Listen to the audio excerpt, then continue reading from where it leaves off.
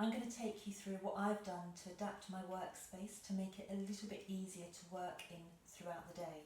So I've raised my laptop up so that I'm now at eye level when I look at the screen. I'm not reaching up or down with my neck, I'm not looking side to side, so it's straight ahead of me.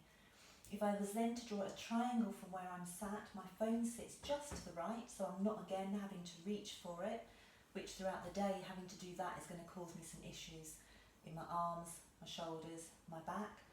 I can put paperwork just to one side of me, and then I've got space to move it around. Now obviously by lifting the laptop up so that the screen's at eye level, I then have an issue with my keyboard. So I've got a separate keyboard that I can then allow myself to have the screen at the correct height and have the keyboard somewhere, because doing that all day is not good for me, having the keyboard somewhere that again allows me to have my arms in a position that's going to be a bit more comfortable throughout the day.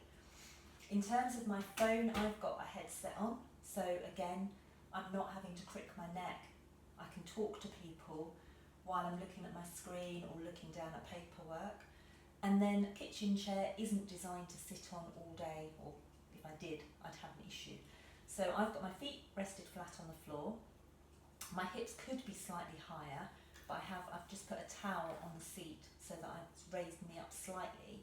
And then I've taken a fleece, it's like fleecy blanket, again you can use a towel, and I'll just put it into a shape that I can then place it around when I'm sitting, fiddle around with it, so that I then have some support in my lumbar spine, so the part of your spine that naturally has that little curve, just giving that some support, so that then allows me to sit in a slightly better position to block out or reduce the glare that I could get on the screen, which is going to strain my eyes throughout the day.